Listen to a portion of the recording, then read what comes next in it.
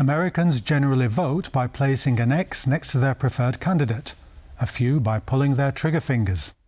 What's the current picture of American society and its voting patterns and prejudices? And how are America's choices being shaped in the run-up to the November elections? So join me and Darasz for How We Got Here. The structure of American society, defined by geographic, demographic and socio-economic factors, plays a significant role in shaping political preferences during every electoral process in the country. With the upcoming presidential elections, the domestic situation in the United States is becoming increasingly more tense. On Sunday, Donald Trump was the target of what the FBI said appears to be an attempted assassination at his golf club in West Palm Beach, Florida. The former president said he was safe and well, and authorities detained a suspect. The planned attack comes just 9 weeks after the Republican presidential nominee survived another attempt on his life. According to various commentators, the attempts may have an impact on Trump's popularity in the polls, especially after reports that the former president may struggle in a number of swing states. Political preferences in the US often align with factors such as geography, age, race, education, and economic status. Geographically, urban areas tend to be more liberal, with major cities often supporting Democratic candidates. In contrast, rural areas are typically more conservative and lean toward the Republican Party. Suburban areas are seen as politically diverse and can swing either way, making them critical battlegrounds in elections. Demographic groups also reflect different political preferences. Younger voters tend to support progressive policies and typically vote for Democrats. Meanwhile, older, white, non-college educated voters are more likely to support Republican candidates, especially on issues like economic policy, national security, and immigration.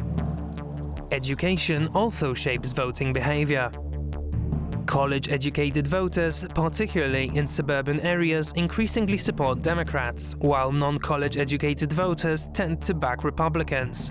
Minority groups, including African Americans, Hispanics, Asian Americans, have also historically leaned toward the Democratic Party due to its stances on social justice, civil rights, and immigration reform. Polls conducted just prior to the most recent assassination attempt showed Kamala Harris with a small lead over Donald Trump, a consequence of her debate performance. We will win! We will win!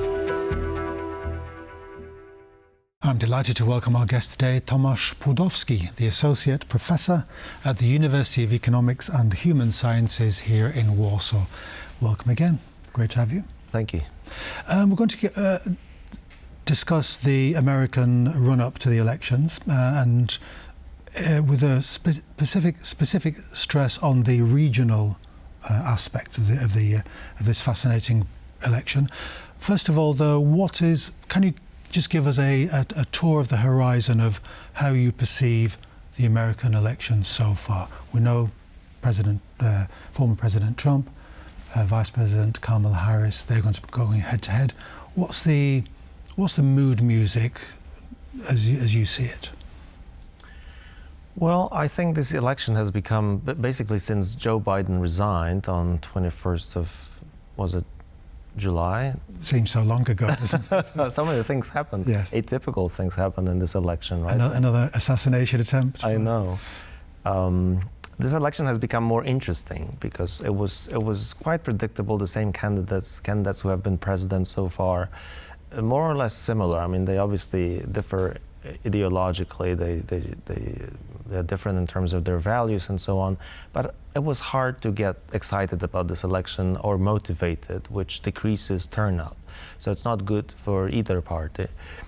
And the moment a woman who was basically or had been vice president for 4 years, almost 4 years, stepped in.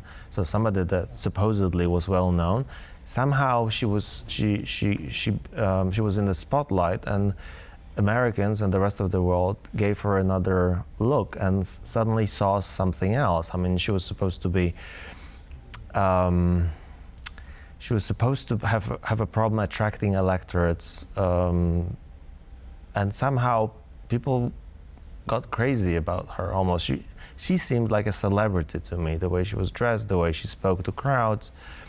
Somehow people got excited, especially the Democrats, especially urbanized, especially all those demographics that typically vote for Democrats who lost their hope of winning the election.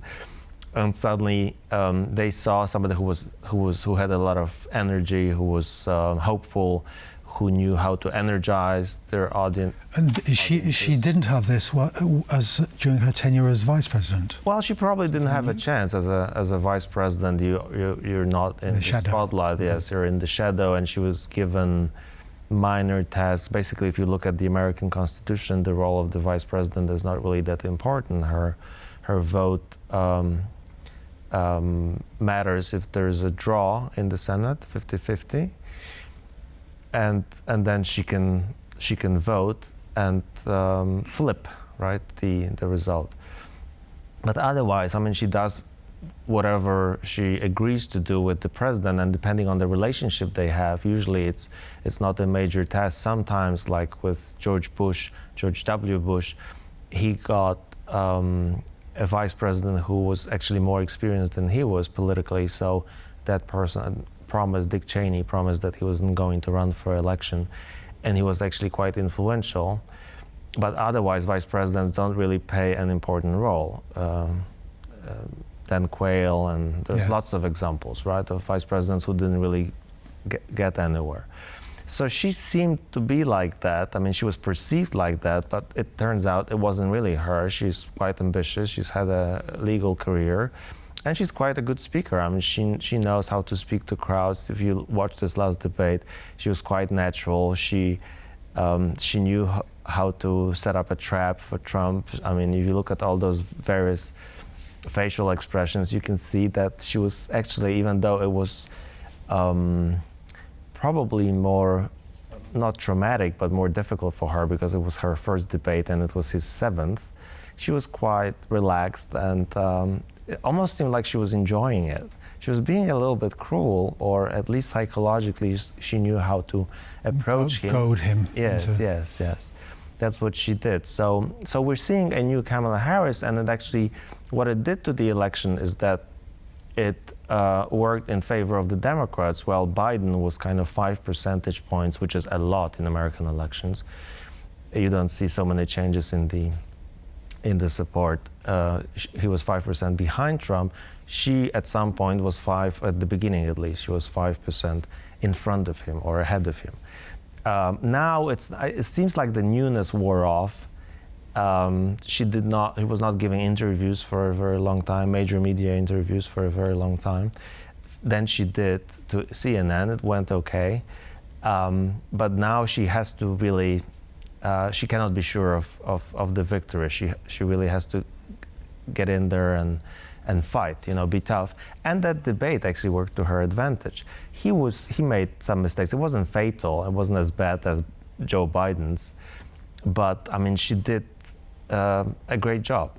And where are they going to fight for these votes? We talked earlier on about Pennsylvania was one of the swing states, and the Polish electorate there very significant.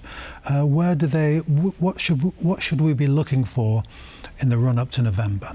Yes, we actually, in case of American presidential elections, it's the Electoral College that makes all the difference, and it's an unusual setup.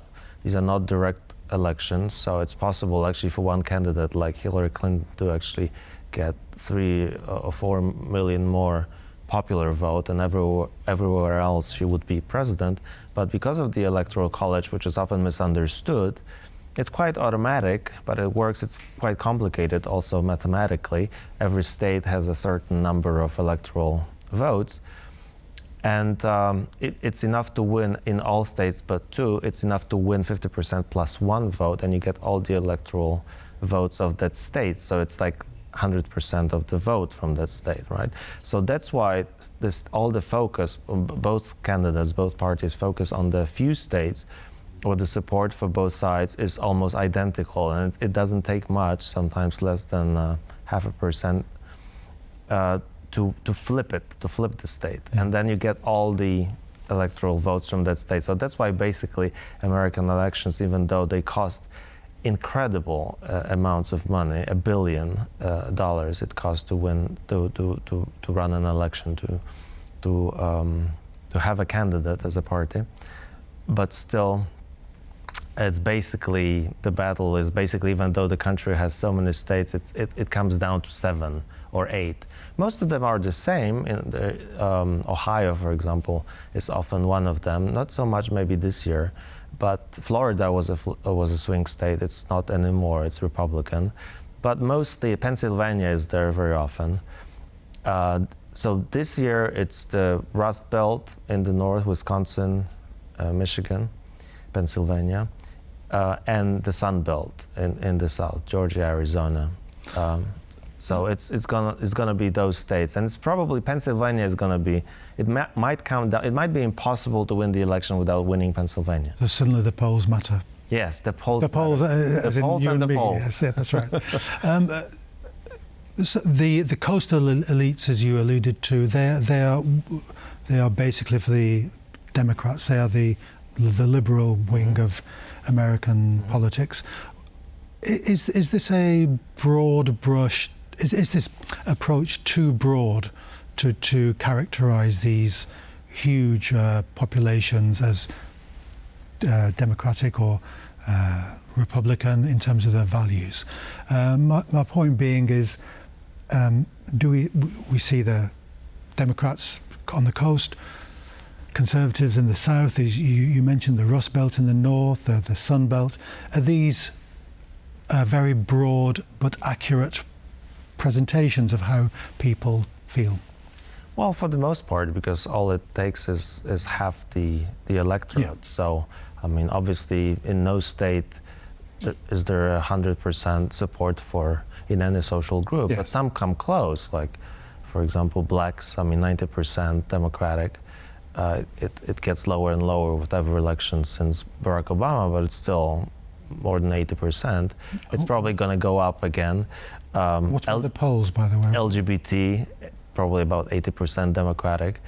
Black women, I mean 98, if you combine the two categories, black and female, 98%, almost everyone in black females voted for Hillary Clinton. Polls, it's a difficult case. Polls actually voted differently than Western Europeans of Polish origin. They used to be more conservative. There were elections where like a quarter of the Polish electorate would vote liberal, for example, for PO, I don't know, 15 years ago. And in the US it would be the other way around, right? But it has changed since then, and it's more equal. Polish Americans are not as conservative as they used to be. Changes also. And what, going on, surveying the tone of the election so far, the electoral campaign, is it an especially bitter campaign? Is it an especially simplistic campaign? Just the candidates throwing mud at each other, as they seem to be doing? Or is there great substance to in terms of their debating style? Well, obviously, there's a lot of scholarly articles on debating and ads. Even I've written a book on ads, so you can take it seriously. I mean, any subject you can analyze, scholarly, even disco polo or anything, really. But I would say that American elections are very bitter. The quality, in general, pop culture and just discourse in the U.S. is more. Europeans want to be probably superior and call it simplistic or whatever, naive, or kind of snooty way that yes. the Europeans have against the Americans. Yes, definitely. But there is a reason for that. The U.S. is an immigrant society, so a lot of the newcomers don't speak English as well. Plus, they want to be effective. Plus, pop culture is very big in the U.S. So it all influences what we see in the media. Elections are bitter. They are also simplistic. There's a lot of marketing. Politicians are very image conscious. A lot of ideas or like things like debates, TV debates, PR are really American inventions, and Americans are best at it. So it's only natural that they use that, right? Sometimes they probably go too far, like, and they become caricatures of themselves. Like recently, Trump talking about immigrants in Springfield, Ohio, becoming famous for immigrants eating cats and dogs, and Americans complaining on television that their pets disappeared, and it's probably the fault of immigrants who are hungry. So I mean, he expected. It's hard to tell to what extent he planned this and he was saying this seriously, and to what extent he was, for example, hoping that even if it's absurd from the marketing, from the communication point of view, it would get all the attention. And now you can hear songs in different styles, reggae and so on, with him saying this, right? Or kind of singing this. So Barack Obama, even if you think of Barack Obama as an intellectual lawyer, a big mind among politicians, I mean, they did the same with his speech, right? Obviously, it was a quality speech on changing race relations, right? But musicians, stars, film stars, and so on got together and recorded a music version of it. So I think Americans actually know how to get their message across. Even if we want to be superior to this, it's effective. I mean, they know how to get their message across, and that's what counts. This is the number one role. Yes, the aim is to win. Yes, the aim is to win. And do you think we are too precious in adds great colour to the debate, very bitter debate? Mm-hmm. That's all rough and tumble of politics. If you're president of the United States, or if you're prime minister of Great Britain, you need to be able to take the knocks in these things, don't you? Yes, and they practice this. They stage these debates. I mean, they have mock debates where everything looks exactly the same, the place, even the way the opponent is dressed, the way he speaks. So they know how to practice this, right? How to rehearse. Like they have rehearsal dinners, which we don't in Poland. Before wedding, they have mock debates. And obviously, debates matter because this is the single most important, single most watched or listened to event in a campaign. But they are not necessarily decisive, especially if the difference is more than, I would say, 3 percentage points, 5. Then it's very difficult for a good debate, for a good performance in a debate to change the outcome. A final question to you, Professor. Everybody will no doubt the winner of November's election will say, well, we must come together and heal and unite and all this stuff, all the rhetoric. Are the current American problems too deep for one electoral success to handle? We have the divisions that we see on our screens between the social classes, between the educated and the uneducated. Are these just too endemic, do you think? Mm-hmm. Yeah, so and the state is not as active in the US, especially for Republicans. Republicans really admire the ideology follow the ideology of the limited state. So they don't really want the state to solve all the problems, like Reagan said famously, yes, that the state is the problem, not a solution. So I would say that they will not, that it's impossible for all those social problems, and they are really deep, they run deep. If you remember the end of the last debate, I think Trump wanted to follow in the footsteps of Reagan, who asked famously, are you better off in, I think it was in 1980, at the end of the 4 years of Carter, are you better off than you were 4 years ago? And he knew that Americans weren't. And here he said he knew he wasn't doing that well, and Kamala Harris had all these promises and she did well. And he says, well, if she has all these great ideas, why didn't she do them during the last 4 years? Then we could ask, as Democrats or journalists or observers, why didn't you solve them? You had 4 years as well. They both were office holders, weren't they? So. Right. And basically, a lot of these problems are systemic, right?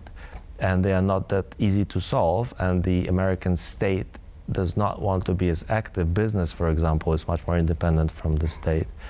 Education, higher education, they don't even have a ministry of higher education, which in Europe we think we can't conceive of how that is possible, right? And we want to regulate everything, and we want to change and impose regulation in the European Union as well.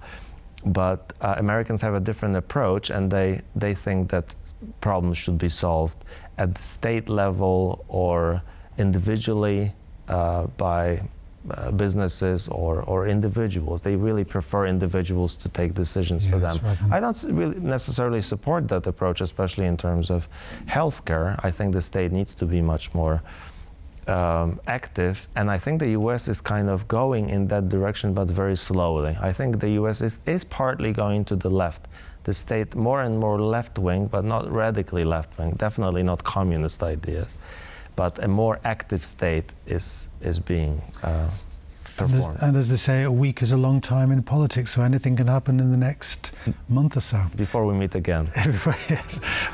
Professor Płudowski, thank you very much for coming on to the programme. So that's all we have time for today. Do join us next time for How We Got Here.